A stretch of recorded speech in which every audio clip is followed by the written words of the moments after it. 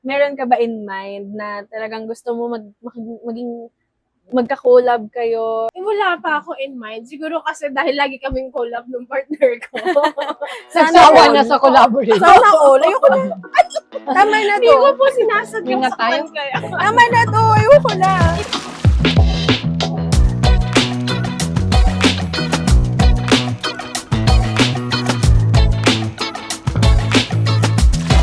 Magandang araw mga consumer at kanegosyo. Ako po si Zaira Monteclaro at welcome sa Buhay Isla Podcast, ang programang pangnegosyo, consumer at iba pa. Ang programang ito ay hatid sa inyo ng Department of Trade and Industry, Mimaropa. Sa bawat isla ng Mimaropa, may kwento kang maririnig at makikita. Tara na't tuklasin ang buhay sa isla. So ayan guys, nandito tayo ngayon sa longest white sand beach in the Philippines at ang second longest in the Southeast Asia, ang San Vicente, Palawan, kung saan pag-uusapan natin ang umuusbong na innovations in the coconut industry and of course, ang konsepto ng sustainability para sa ating mga negosyante. So for today, kasama natin si Ms. Daniel Arazola, ang National Sales Executive from the Philippines of Lionheart Philippines, and si Ms. Maria Fe Alivar, ang owner ng Culture Crafts. Hello, Ms. Daniel and Ms. Hello. Mafe. Good morning. Hello. Welcome to Buhay Isla Podcast. Thank you. Ayan. Ma'am, mag-hi muna kayo sa ating mga viewers and listeners.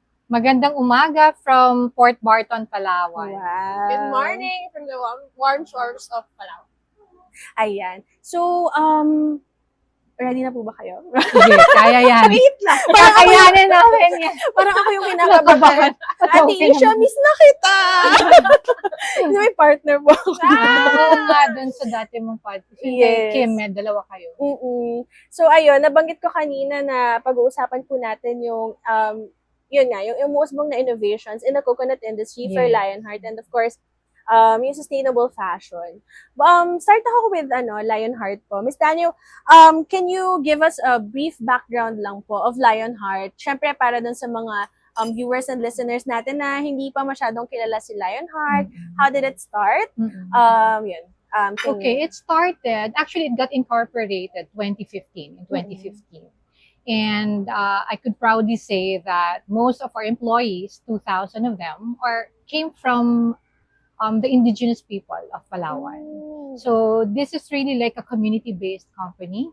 And we are a company that produces a high-value coconut flower sap product. So hindi kami galing sa nut. We are not nuts. Galing kami sa flower. Yeah. So Sap. so doon kami sa coconut flower sap.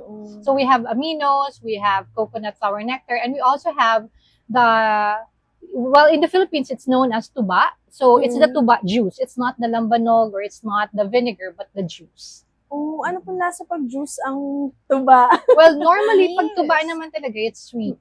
Kasi it really came directly from the flower eh. So, yun yung nectar niya mismo. Kasi 'di ba ang usual na alam natin pag tuba yung parang iniinom Lambanog na yun. parang lambanog and then nakakalasing. yung vinegar. Oh, okay. How about you po? For culture naman, paano siya nagsimula? Ano pong story ni culture? And ano po yung nyo? Bakit na-choose nyo gumamit ng sustainable like fashion? Parang bakit sustainable fashion po yung napili? Kasi si Culture, dalawa kasi kami ng partner ko. So, parehas kaming maabubot. Gawa-gawa. Makalikot. So, it really started from a hobby. Tapos, at one point, we got invited into a community pop-up, ganyan. And then, funny, kasi nung time na yun, dun din kami unang nakita ni DTI. So, parang na-inspire kami na, people supports this kind of, of a hobby na pwede pala nating maging living source of income. Ganyan. Tapos, masaya pa kami, diba? Kasi nagagawa nyo yung gusto. Oo, exactly. Tapos, so from there, from beaded crafts and jewelries, nag-try kami mag-explore into a more sustainable material. So, ito na nga, si brass. Mm-mm. So, si brass kasi, sustainable siya in a way na it lasts a lifetime. So, tamang maintenance lang. Huwag lang wala eh. Yan. So, tamang maintenance lang. Pag ang pantanda mo, pwede mo siyang isuot. Pwede mo siyang gamitin. And Mm-mm. also, brass is a part of our culture as Filipinos. Yes. Kasi even before, our ancestors have brass as their jewelry. Oh, ang galing. So, kaya din siya culture kasi we believe na yung jewelries and crafts is one part or one cool thing about our culture as Filipinos. Ang galing. How about ma'am kayo, sa Lionheart, bakit Lionheart yung tinawag sa Yun ang hindi ko alam. Yun ang hindi ko alam. sige, talaga. i-search na lang natin. Yeah, yan. Yung i-search na assignment lang natin natin. for today. Ma'am, saan po located yung si Lionheart? Lionheart is located sa Punta Baja, Rizal. Nasa kami, northern, tama. Anyway, sa Punta Baja, Rizal ng Palawan. So, mostly po, ng pinagsusourcean nyo na coconut farmers are coconut farmers from Rizal po. Yes, yes. So, we have a 3,500 hectare land.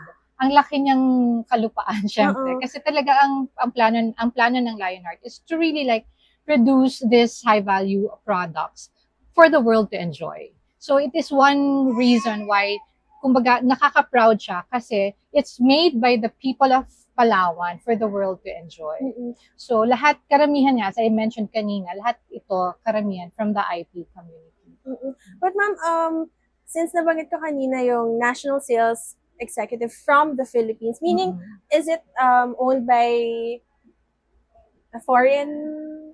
Because foreigner? it's a global company, Mm-mm. so meron na national sales executive sa Mm-mm. Philippines, meron sa Europe naman, meron sa Hong Kong, meron sa Singapore. So, wow. there's one national sales executive And then, paano po in kaya every country. nag-start na bakit coconut yung naging main source ni Lionheart? Well, Philippines is known naman as one main producer of coconuts, right? And it's a really huge industry. And in Asia, yun talaga yung one of the major na income generating industry sa each country. Mm-mm. With Lionheart Philippines being here Lionheart being here in the country, it started with the visionary founders, si Kristen Mollers and si Mr. Anders. So they're from the food industry and the banking industry, so food and financial. So definitely, if you bring that together, then you'd be able to like really like parang reach a global scale. Yeah, so that it started by them. Mm-mm. So they were introduced to, of course, the politicians were the ones who invited them because we really needed an investors. And they started first in Davao, and then uso nun, di ba, yung coconut oil. So they were thinking, coconut oil, coconut milk. But then when they came to Palawan, they saw that there is a possibility that there's another type of high-value product that they could explore. Seeing the Palaweños, seeing the tribal people drinking the tuba, Yeah. and saying, okay, what is that? So, doon sila Doon nakakuha ng inspiration. So, nag-start to sa coconut nectar. Mm-mm. And then after a while, what are they doing with the juice? Why are they drinking it? So, nagkaroon na parang, pwede pala. Kasi sa atin kasi sa tuba culture natin, it's a Yes. celebratory space, Yeah. di ba? We celebrate with drink and all. So, doon nag-start talaga. And it's a slow process because the company needed to take care of the land first. There's a huge problem in terms of yung sa coconut industry because firstly, parang at some point it became a dying industry because the coconuts are aging.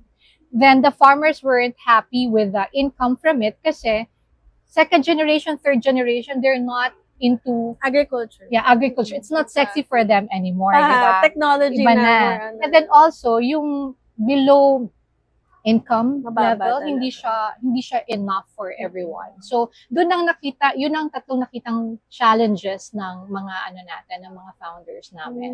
So then they decided there has to be a solution for these three problems. That's why they created Lionheart and then adopted innovation, adopted like regenerative farming, and also yung really opening up a different type of business model so that we could reach the global market. Ang galing. From tuba lang, no? Nakita Oo, nila. oo, oo. Yung innovation Nakita na- at saka yung pag-take care nung Yes, Oo. oo. Nung land. farmers. Tsaka Oo. nung farmers din. Kasi Yeah, yeah. sabi nga po, I am handling the Coconut Farmers and Industry Development Plan sa DTI po, no? So, now talagang maaalagaan natin Mm. ang ating mga coconut farmers kasi Yeah. they have a budget na Yes, para yes. sa kanila talaga yun. That's And also a good sabi thing. nila, dapat daw talaga yung mga coconut farmers, mayayaman dapat sila. Dapat kasi- sila ang mayayaman kasi dapat sila din ang yung may buka din. mayayaman. Oo. Yeah. So, ayun, maganda din na now, Yeah. talagang naaalagaan na sila. And with the help of Lionheart, of course, malaking part po kayo ng industry ng coconut Yes, dito sa definitely. Mimaropa. Yeah. And now for culture naman, ma'am. Ma'am, saan kayo nagsusource po nung materials Material. nyo? Kami sa culture, iba-ibang materials yung ginagamit Mm-mm. namin. So, meron kaming threads, meron kaming beads. Yung beads namin from shells to wood. O, to dito glass. lang din. Wow, ang galing. So, meron pong kami, may mga shells or no, may mga beads kami na kami lang mismo yung gumagawa. May clay beads din kami na isang local artisan din yung gumagawa. Tapos, meron kaming brass. Nakakatawa kasi sa brass, nag-start kami from the junk. Yung brass kasi na una naming nilaro or pinag-experiment. Dyan lang. Oh, galing talaga, literal ma'am. Galing sa junk shop. Parang Kasi- napulot nila, pwede kaya to? Kasi ganito, sa junk shop, pag pupunta ka, ang binibili nila, or yung mataas yung demand, yung tinatawag nilang pulang tanso. Ito yung copper. Yung copper. Okay. Tapos yung yellow, Hindi hindi nila pinapansin. pinapansin. Tapos, syempre, from books, from what we see around, sabi namin, parang same material man to nung mga Mm. ganyan-ganyan. Oo, yung Sige nga, software. oo, explore natin. So, hindi ko makalimutan yung mga ganito, yung mga unang earrings and rings namin na flat brass, nang galing to sa lumang tube ng fire hose. Kasi brass yun. So, yung isang part nilagari, yung isang part ginupit. Hindi mo nahirap ganyan. siyang anuhin? Mahirap, ma'am. Sa totoo lang. Mahirap. Pero, kinaya. Kinaya. So, iniinit kasi siya para maging malleable and para madali din namin Ma-form. Oo, ma-form. So, pag nakat namin doon si Alvin yung nagka-cut nung tube na yun. Mahaba, mga ganyan. Siguro mga 20, mga 20 mm yung diameter. Ay, no, 200. Ano ba? 20 centimeters. Pass po dyan.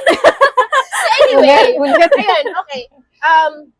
Kinakat niya, so, di ba per round yun? Iniinit tapos para mag-flat. And then, ikakat niya ulit para sa form ng Tapos, ita-texture, ganyan-ganyan. So, parang na-amaze kami, talaga, itong material na to, pwede mong gawin ganito kaganda after polishing. So, parang dun nag-start yung pag-explore namin sa brass.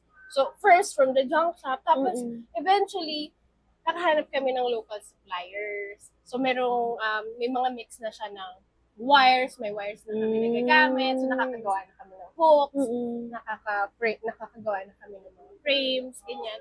Tapos, meron na ding rods, tapos ngayon, bullets. So, sana soon makatry kami ng casting para yung mga leftovers, yung mga natitira, namin, I-remold to siya. now. Parang walang tap. Parang gold. Parang golden. Parang Silver gold. and all. Parang, Silver and gold is silversmithing. Kasi malalambot itong metal na to. While itong brass at saka copper, blacksmithing sila kasi matigas yung metal. So, most ng shape, forge, iniinit mainit siya habang sinishape mo. While brass kasi pag gold, pwede mo siyang i-shape, pwede mo siyang i-texturize while it's not hot. So, kahit Tapos parang bonding nyo na rin mag-asawa. Oo Yeah. nga. Ang Yung cute. chika, Passion nandun project na. siya. Oo. So, swerte lang namin kasi yung marami pala talagang Pinoy nagsusupport ng local crafts. Akala namin nung una hindi. Kasi diba, malaking problema. Hindi kayo sure na kung may Oo, hindi bibili. talaga. parang feeling ko, ito yung first na designs. Ang Tapos cute ito na nga ganito eh. naka-intricate Lahat na no, this yun. one, Actually, from, lahat ng mga suot nila Danao. Kay Culture. Oo, yan. Diba? Ayan. May model kami. Nakakatuwa po kasi both of you, from malaking company to Culture na pareho kayo nag-start sa talagang curiosity lang na baka pwede to, try natin to, Oo. innovate, and now, look at you guys. Yeah! Wow! Nakakaiyak, naiiyak ako. Naiiyak ka. Parang ako yung CEO. From where to where? So, Miss Dan, Yes. mabalik ako sa Lionheart. So, ano naman yung mga existing na po na innovations? Doon nabanggit mo na kanina, no? What are your existing innovations na ginagawa or meron na kayo ngayon? And how do you practice sustainability with it po? Okay. Firstly, the regenerative farming, that's very important. As I mentioned kanina, na parang we won't be able to last ngayon 10 years na ang company. So if we're not really serious with our commitment to the farmers, we won't be able to reach this far. So, ma'am, what's regenerative farming? Okay, para mas maintindihan ng lahat, ang pinaka-simplest about regenerative farming is that ang focus natin is enriching the soil. Enriching the soil and using yung mga biofertilizers in order to have a really good produce. So, Okay. kung pumunta ka sa farm namin, there is a huge plot na we're just producing fertilizers there.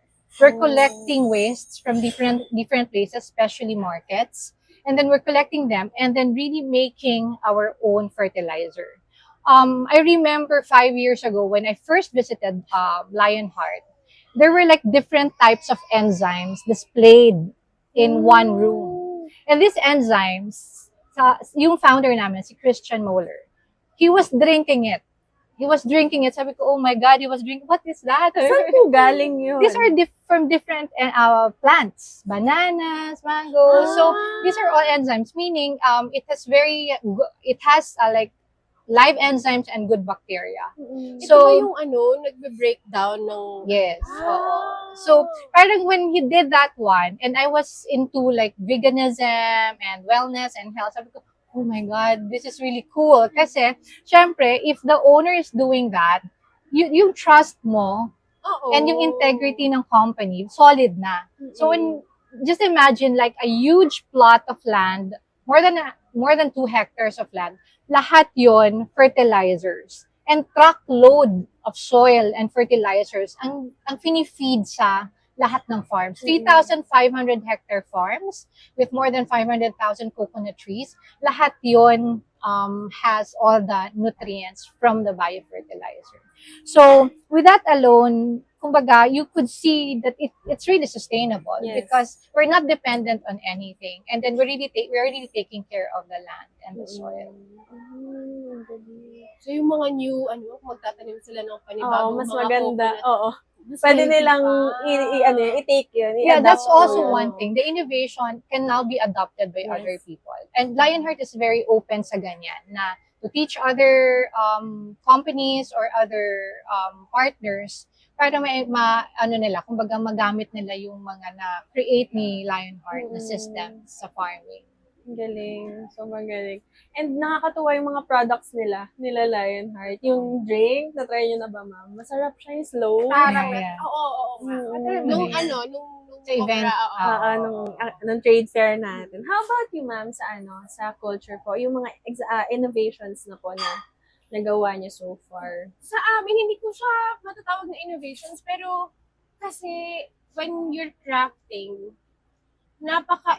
hindi innate pero I think it's part of the process that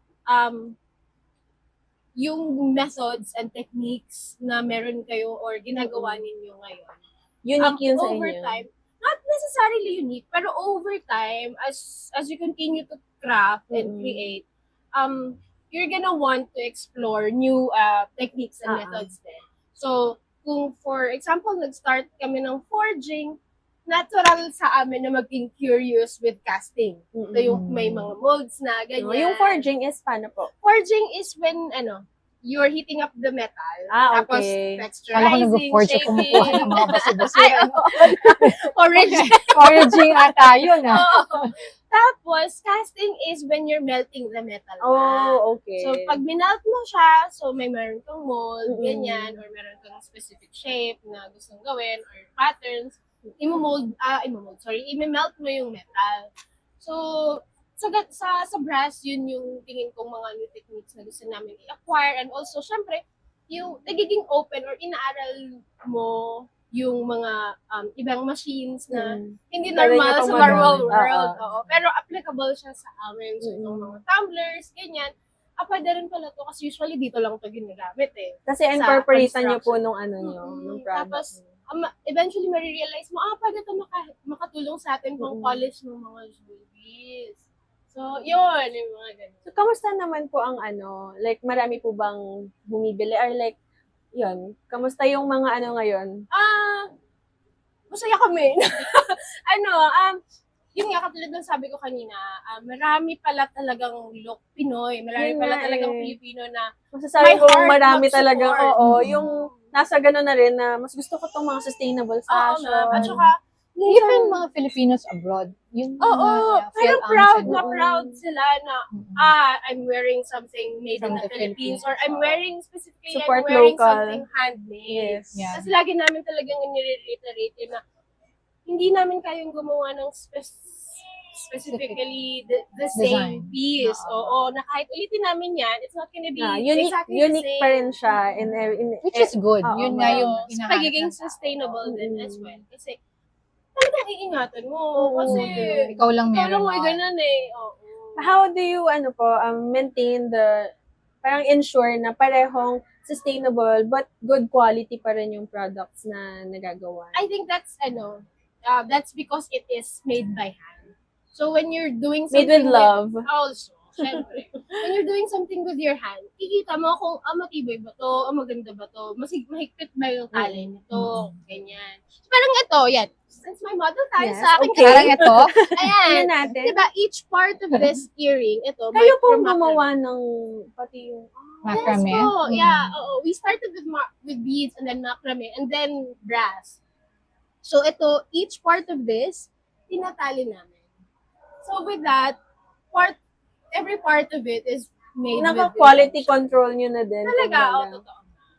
Paggamay mo na rin kasi parang kahit nakapikit ka, kaya mo Oo. gawin. And also, Yun ang mama, maganda. kapag when you're doing something with your hand, therapy yun. Yung parang, merong belief in one religion, ba? Or that when you're creating something with your hand, you're healing. So it's kind of like a therapy. The Para same sa thing akin. with weaving din. Oo, Ganun din. basta you make something with your hands are working, it's healing. Wow. Parang nahilo ko dun sa sinabi. Agad na. So, ayan, ang dami na nating na-pick up. Oo nga, Parang ma'am. information overload na Ano ba talaga tayo? tayo.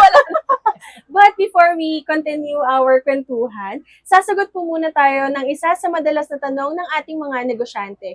Kung ako ay isang negosyante, paano ako makakatanggap ng makinarya o kagamitan mula sa DTI para sa pagpapalago ng aking negosyo?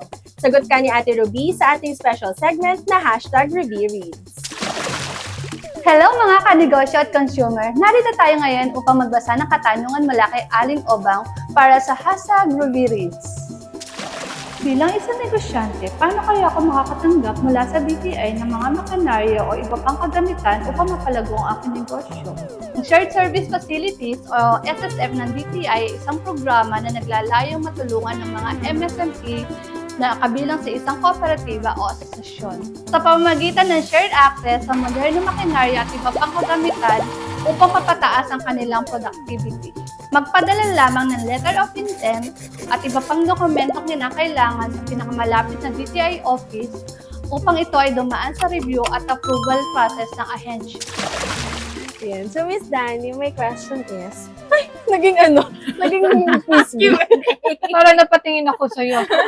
Kinabahan ako the eh. square root? Seryoso! Ma'am, since, di ba, nag-work nga po kayo with the coconut farmers, no? Ano po yung magagandang approaches nyo when it comes to their well-being naman? There are many things that Lionheart is doing for the community. Firstly, we are taking care of the soil, syempre, di ba? And then we have Gabay Kalinga, which is our foundation. And then we are very active in bringing like good companies to give medical services To the farmers. to the farmers. Wow. So we did like medical missions, dental missions there, and then we invited even yung mga nasa entertainment industry Mm-mm. to be part of our board sa Gabay Kalinga so that they could also help us in really like giving other activities to the community. Like we launch yung sa educational program naman, we have weekly reading activities with the kids. Wow. And then women there are also taught how to like even planting and lahat ng mga practices namin sa regenerative farming sa kanila muna tinuturo. Oo. And then as I mentioned, since every family na owner ng land na nire-rent ni Lionheart, every family, one of them is part of the whole company. Of the workforce. So, iyan yung mga yung part ng advocacy ng Lionheart. Ang galing. Para at least lahat talaga sa every household sa Rizal ay merong work. Yeah, tsaka malayo ang Rizal sa sa city. Sa Kabias. Yeah, kaya kailangan kumpleto mo maibibigay sa community lahat. Then you mentioned po, di ba, na part of yung mga farmers po ay, or mostly nga ata, ay IP. Yes. So, paano nyo po na-ensure na while teaching them yung mga makabagong techniques and approaches sa farming, nare-respect nyo pa rin yung culture or yung deep-rooted tradition within them? Well, hindi kami nag-create ng innovation or system without the consultation. So, and this is part of the culture and tradition of the tribal movement or tribal people, that they gather as a circle, diba? They gather as a circle and they talk to each other and they listen to each other before they come up with a solution. And this is happening up until now with Lionheart. So, may part sila ng board, part sila ng mga meetings, and whatever they have in mind, we consider. And that's when we create a solution. Laging in point. Yes, oo. Kasi as I said, yung inspiration came from them din naman, through observation. So, if the company is not observant enough and respectful enough to the practices and culture of the IPs, then I don't think we would be sustainable or we'll still be here up until now. And kung nararamdaman din ng farmers na hindi sila naaalagaan, no? Parang hindi nila din masyadong mag-e-effort pa na sa Lionheart, no? Hindi perfect naman lahat. There were like several challenges as well, and I'm sure you'll also ask that or you have that in mind naman. Oo. So yung mga challenges na to, yun din yung naging inspiration for us to like really thrive in this industry. So, Miss Mathen, ikaw naman, yung natin, question for Miss Universe number 2. Parang biglang yung voice ni ma'am nagbago na po. Ay, nawala na agad yung energy kanina. But if you would have a dream collaboration, may it be an artist or kung sino man, meron ka ba in mind na talagang gusto mo magka-collab kayo and then yun yung next na ma-release nyo for culture? Fashion show. Oo. Wala pa ako in mind. Siguro kasi dahil lagi kaming collab ng partner ko. Nagsawa na sa collaboration. Sana all. Ayoko na. Tama na Hindi to. ko po sinasadya Wala sa tayo? kaya. Tama na to. Ayoko na. Wala pa, oo. Pero we'd love to work with existing communities. Kasi we also wanna share yung syempre, yung techniques or yung mismong ginagawa namin. Yung since dalawa lang kasi kami sa production, syempre kailangan namin ng help. Tumataas din yung demand dahil sa support. Tapos, ayan, gusto din namin syempre makaturo sa iba, lalo na po sa next generation na ma-realize na nila na ma-open yung door ng opportunities na meron palang buhay sa crafts. Meron And palang unti-unti buhay. na talaga nating nakikita yun, na yung generation ngayon, papunta na dun eh. Sustainability na talaga yung pinopromote. And Also yun nga, yung crafting, kailangan hindi mawala sa atin yun. Kasi, part natin yun as human beings na gumawa, maging Sige. creative. Pag uwi ko ng Mindoro, maghahanap. Na kaya pwede kong maging dito. Oo. Marami. Kailangan, sobrang Parang hindi natutuwa importante. sa akin si Nana. Pero sobrang importante as human beings that we are creative. So sana ma-impart or ma-share namin yun sa mga community and sa mga kabataan. So yun yung kung collaboration yun yung pangarap ko sa ngayon. For sure. And also, makakatulong din yun in a way for us. Para yung stocks and inventory namin, mas mataas din. And also, we can help share livelihood Yes. sa community or sa mga taong willing or Mm-mm. gustong maging creative. But do you have, naman, dun po tayo sa mga challenges naman na na-encounter nyo for sustainable fashion and for the coconut industry? Do you have, like, Challenges. ano yung naging challenge nyo talaga? Challenge will always be time. Kasi since every piece would take time to get finished, may mga, thankful naman kami, good problem naman Ano yun, ito. full-time nyo siya talaga or may day job pa kayo na iba? Full-time na namin. Oh, So, masaya yung buhay namin. So, yun, challenge will always be time. Kasi, minsan, may mga orders. Kasi maliban sa retail namin, meron kaming mga Resellers partner Wow. stores, local brands, local stores din na they want to take or they want to sell our products as a support. And also, syempre, gusto din talaga nilang sa concept din ng shop nila. Sorry, ma. Yung shop nila or ng establishment nila, pasok yung concept ng handmade jewelry. So, may mga time na kailangan namin mag-extra. Parang hindi na kami matulog kasi kailangan namin i-meet yung deadline. So, yun, as a challenge, isa yun sa lagi namin fini-face na kailangan talaga meron kaming maturuan. Kasi Oo. yun lang ang Para may hirap sa katulong. creative industry. Hindi lahat ng tao pwedeng mong turuan or pwedeng mag-gets how it is to Yes. to make and Oo. create. Gano'n ba katagal, ma'am, yung usual process ng paggawa ng Ng kunwari, bangle or Or yung ito, yung earrings? earrings. Ito, Oo. earrings. Siguro a pair would take, kasama polishing and all, siguro would take 3 hours. Yan. Okay. Isa lang. Ay! Isa lang. Ay! Isa lang.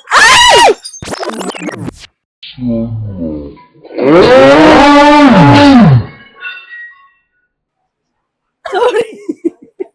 Yun ang hindi natin nakita. Ikakatch ko sana, mami. Hindi no. nag-work.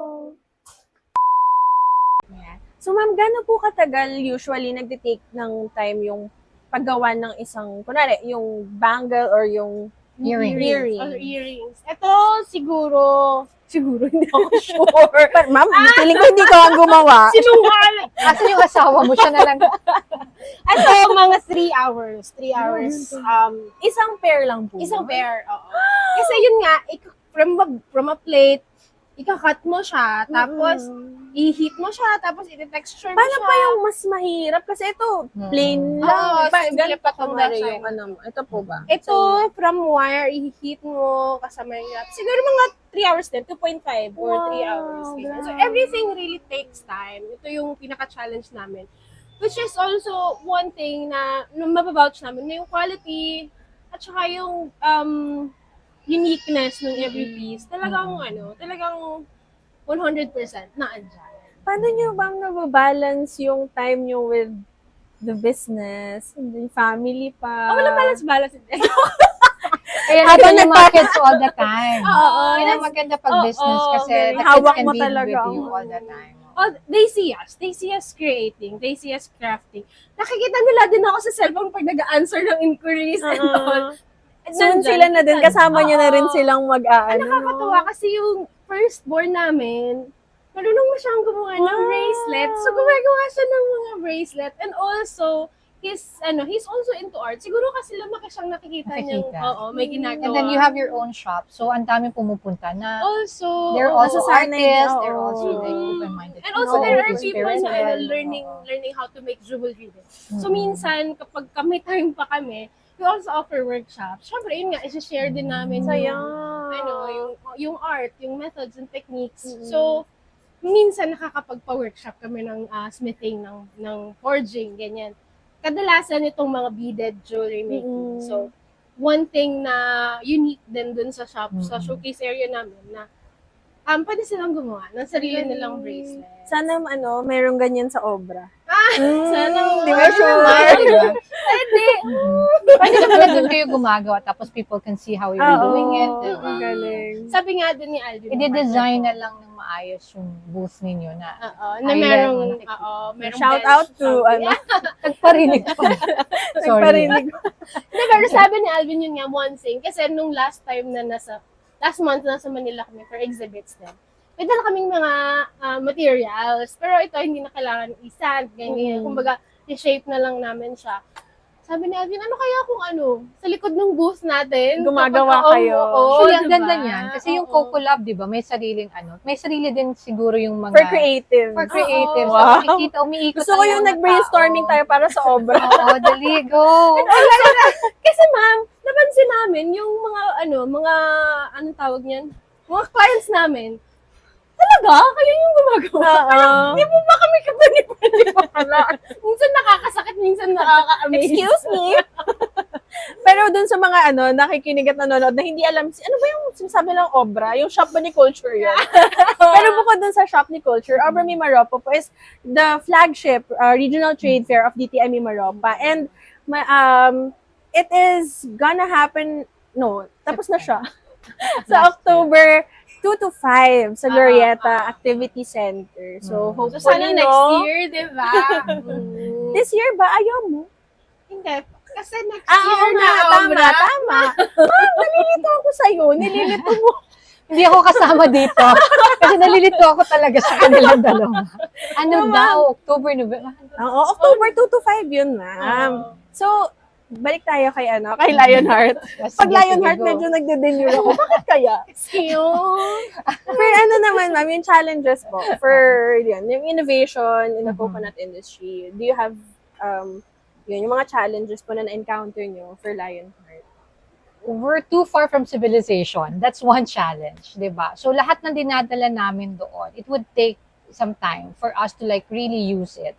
Digitalization, how would you be able to digitalize a whole farm, a whole factory, a whole admin building without proper electricity?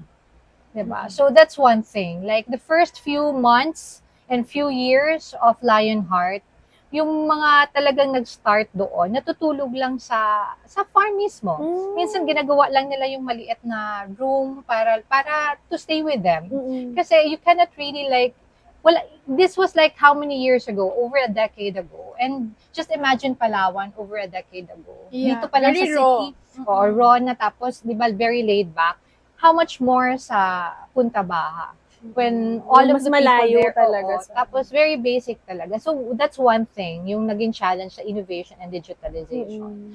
And then, of course, also human nature. We're dealing with people. We're dealing with a tribal community who has a strong culture and tradition. Yes. So Very when people sensitive. enter there, magkakaroon talaga ng questions and challenges, and come in would be the people, the organizations who are protecting them, and also lahat. So it would take some time kasi merong gestation period na pag-aralan muna natin yung relasyon natin. Kumusta ka? Bagong tao ka dito eh. So yun yung mga challenges natin.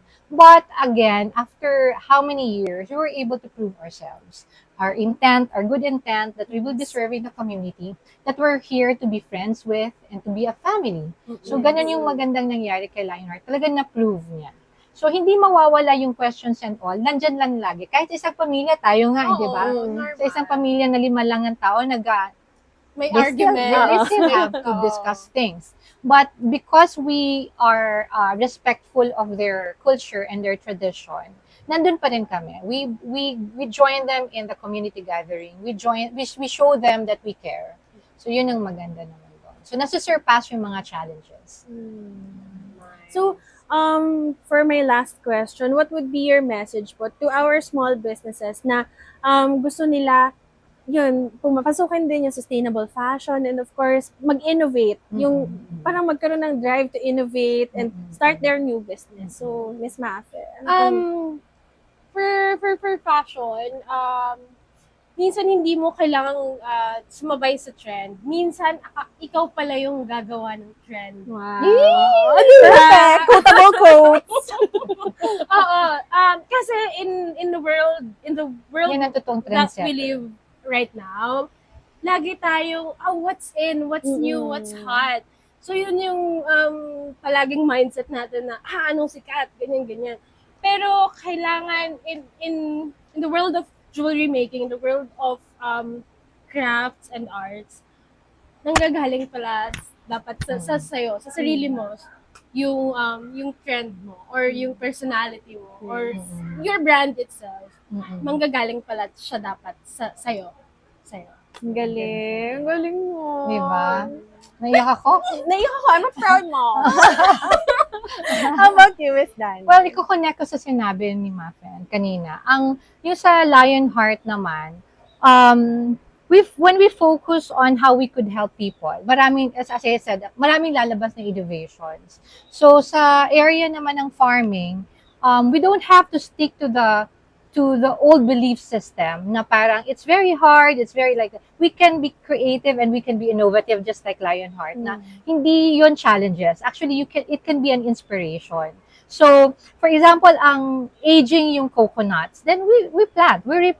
Yes. For example, hindi attractive yung agriculture now. The second or third generation of farmers, they don't want to plant anymore. Then we introduce innovation. We introduce gadgets New even, ways. di ba? Oh, Or new digitalization ways. para it becomes sexier. Kasi yun yung laging ini-emphasize ng owners eh. We are creating like we're making like farming sexier than More the- enticing Oo, para sa- enticing siya. So, and now kung mahirap yun na even pag ngayon yung coconut trees, wala na talagang aakyat diyan, di ba? So we reintroduce another variant para Dwarf. safe sa kanila yung pag-harvest. Mm-mm. So these are the things na parang when you come to the farm and then you see this one, parang ang sarap maging farmer. Ang sarap maging farmer kasi ito na lahat ng pwedeng gawin eh. Even the making of fertilizer, biofertilizer, taking care of the soil. So kayang-kaya siya ng mga small farming communities or even gardeners. Pwede na siyang i-implement. Dati naman kasi, di ba, ang coconut nectar, na kinukuha lang naman yan sa bahay-bahay. Oo. Yung coconut flower sap, parang kinukuha lang ng iba sa bahay-bahay. So, pwede pa rin naman sanang ganun kung talagang may ma-application ng proper guidelines and standard operating procedure. So, we are introducing that. The inspiration is there. Nice. Ang galing. Once again, thank you very much po, Miss Tanya and Miss Welcome. Mafe. Naiiyak ako medyo. Pag naitawid natin to. Again, thank you so much po for your time and Thank you. insights na ma-explain sa ating mga viewers and listeners yung innovations in the coconut industry and of course, the sustainability. Ayan. But I think kailangan na nating magpaalam. But alam kong maraming natutunan ang ating mga viewers and listeners. Ayan. Salamat po again sa inyong pakikinig at panonood. Nawa po ay marami kayong natutunan at napulot na mahalagang impormasyon para sa inyong negosyo o bilang isang consumer. Magsama-sama po tayong muli sa susunod na episode ng Buhay Isla Podcast. Ang Department of Trade and Industry Mimaropa ay nasa social media. I-follow po ang official Facebook pages ng DTI Mimaropa at ng DTI Philippines. Sundan kami sa Instagram sa dti.mimaropa. Bisitahin ang aming website sa www.dti.gov.ph o makipag-ugnayan sa amin sa telepono bilang 0288901712 o email address sa r04b@dti.gov.ph. Mag-subscribe din sa official na YouTube channel ng DTI Philippines at sa official Spotify channel ng Buhay Isla Podcast. Muli, sa ngalan ni Regional Director Amormio CJS Benter at ng buong Department of Trade and Industry Mimaropa, ako po si Zaira Monteclaro para sa Buhay Isla Podcast. Sa bawat isla ng Mimaropa, may kwento kang maririnig at makikita. Tara na tuklasin ang buhay sa isla. Bye!